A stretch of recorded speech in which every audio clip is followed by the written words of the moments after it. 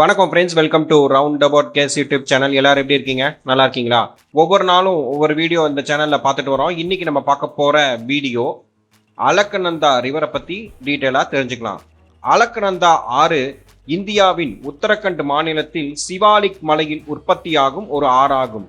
அதேபோல் இந்த அலக்கநந்தா நதி இமயமலைத் தொடரில் பனிப்பாறைகளில் இருந்து உருகி ஆறாக உற்பத்தியாகி இந்தியாவின் உத்தரகண்ட் மாநிலத்தின் வழியாக பாயும் ஒரு ஆறு ஆகும். இந்த நதி 196 கிலோமீட்டர் நீளம் கொண்டது. இந்த ஆறு சமோலி மாவட்டம், கார்வால் மாவட்டம் ஆகிய மாவட்டத்தின் வழியாக பாய்ந்தோடுகிறது. இந்த ஆறும் பாகீரதி ஆறும் தேவப்பிரயாகை என்னும் இடத்தில் இணைகிறது. பின் இங்கிருந்துதான் கங்கையாக மாறுகிறது. இந்த ஆறே கங்கை ஆற்றின் நீர்வளத்தில் பெரும் பங்களிப்பை தருகிறது. இந்த அலக்கநந்தா நதி 108 திவ்ய தேசங்களில் ஒன்றான பத்ரிநாத்துக்கு அருகில் பாய்கிறது.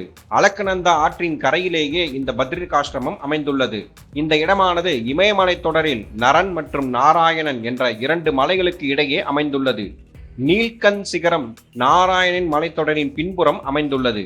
இந்த கோவிலை காண உலகின் பல்வேறு பகுதிகளில் இருந்து மக்கள் வந்து பெருமாளை தரிசிக்கின்றனர். அதேபோல் இந்த அலக்கநந்தா ஆறுடன் மற்ற சில துணை ஆறுகள் இணைகின்றன. அது என்னவென்றால் மந்தாகினி, சாரதா, தௌலிகங்கா, நந்தாகினி ஆறு மற்றும் பிந்தார் ஆறுகள் இதன் துணை ஆறுகளாக கருதப்படுகின்றன. இந்த அலக்கநந்தா ஆறில் மழை காலங்களில் பனி உருகி அடிக்கடி வெள்ளப்பெருக்கினை ஏற்படும். இதனால் அடிக்கடி நிலச்சரிவு ஏற்படும்.